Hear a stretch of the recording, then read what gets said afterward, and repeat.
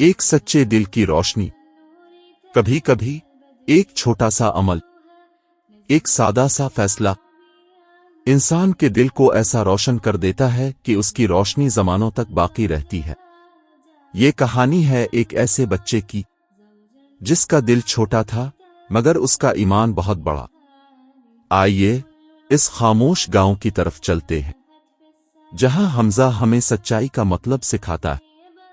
ایک چھوٹے سے پرسکون گاؤں میں جہاں کھجور کے درخت آسمان سے باتیں کرتے ہیں، ہرے بھرے کھیت ہوا سے سرگوشی کرتے ہیں اور پرندے صبح کی تسبیح میں مصروف ہوتے ہیں، وہاں ایک 10 سالہ لڑکا حمزہ اپنے والدین کے ساتھ رہتا تھا۔ حمزہ کا دل صاف تھا، اس کی نیت سچی تھی۔ وہ نہ صرف نماز کا پابند تھا بلکہ ہر چھوٹی بات میں سچ بولتا، کسی کا حق نہ مارتا اور دوسروں کی مدد کرتا۔ گاؤں کے لوگ اسے سچے دل والا بچہ کہتے تھے۔ اس کی ماں اکثر دعا کرتی، یا اللہ میرے بیٹے کو ایسا بنا دے کہ لوگ اس کے کردار سے دین کو پہچانیں۔ ایک دن فجر سے پہلے آسمان پر ہلکی نیلاہٹ اور زمین پر شبنم کی نمی تھی۔ حمزہ اپنے والد کے ساتھ مسجد جا رہا تھا۔ راستہ سنوٹا تھا، صرف ان کے قدموں کی آواز آ رہی تھی۔ کھیتوں سے ہلکی خوشبو آ رہی تھی اور دور کہیں اذان کی آواز گونج رہی تھی۔ اچانک حمزہ کی نظر زمین پر پڑی۔ ایک چھوٹی سی بھوری چمڑے کی تھیلی جو لال دھاگے سے بندھی ہوئی تھی راستے کے کنارے پڑی تھی۔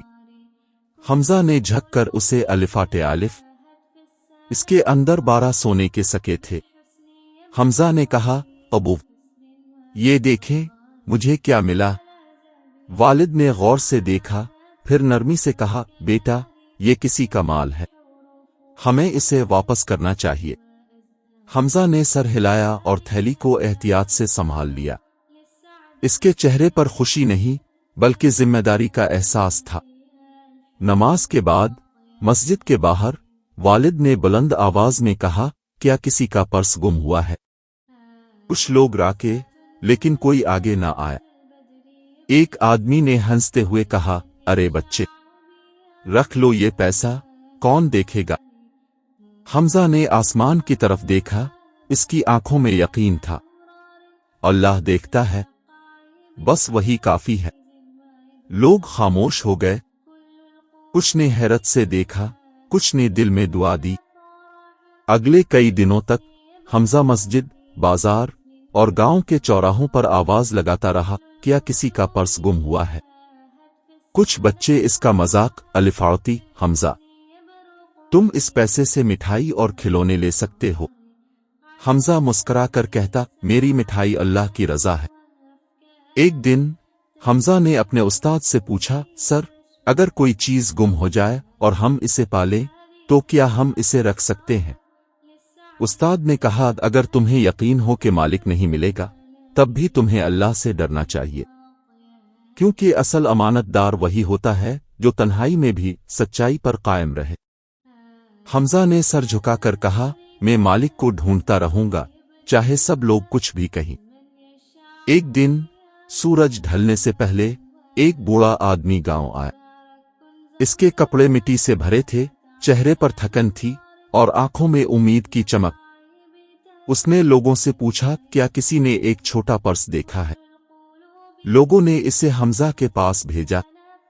بوڑھے نے کہا، بیٹا کیا تمہیں ایک پرس ملا تھا؟ حمزہ نے ادب سے کہا، جی انکل، لیکن پہلے اس کی نشانی بتائیں۔ بوڑھے نے کہا، وہ بھورا پرس تھا، لال دھاگے سے بندھا ہوا اور اس میں 12 سونے کے سکے تھے۔ حمزہ خوش ہو گیا، وہ دوڑا، گھر سے پرس لایا اور انہیں دے دیا۔